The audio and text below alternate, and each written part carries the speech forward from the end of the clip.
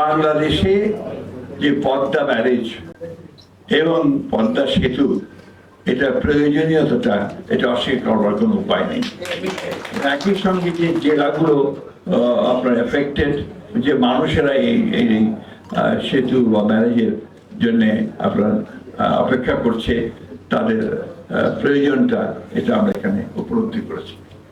একই সঙ্গে এর যে আপনার ক্লাইমেটিক যে কন্ডিশনস, সেটা কি দাঁড়াবে, এতগুলো মানুষ প্রায় 8 কোটি 9 কোটি মানুষের জীবন জীবিকা, তার কি অবস্থা দাঁড়াবে, সবকিছু মিলিয়ে এই পদ্মা ব্যারেজ এবং পদ্মা সেতু এর যে প্রয়োজন, এটা আমরা এখানে উপলব্ধি করেছি।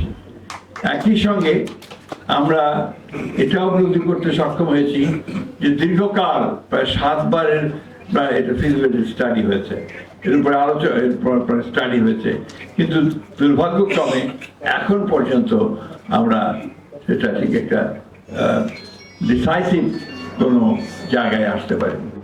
যে কথাটা এখানে আমাদের বিশেষজ্ঞরা বলেছেন অত্যন্ত জোর দিয়ে, আমি সেই কথাটা অত্যন্ত জোর দিয়ে বলতে চাই, এই কাজগুলোর জন্য সবচেয়ে বেশি যেটা প্রয়োজন হচ্ছে পলিটিক্যাল কমিটমেন্ট।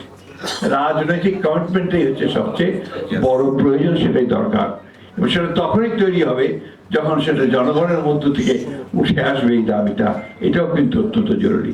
তাই আমি খৈয়ামকে বলছিলাম যে পরে উচিত হবে তার গোটা অঞ্চলটা এই বিষয়টা নিয়ে জনগণের মধ্যে একটা জাগরণ সৃষ্টি করা, যেটা আমাদের মৌলানা আব্দুল হামিদ খান ভাসানী করতে সক্ষম হয়েছিলেন।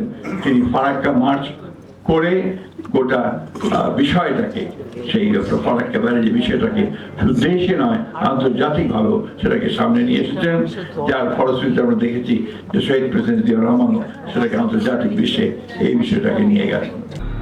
রাজবাড়ী জার্নাল, সারা বিশ্বে রাজবাড়ী।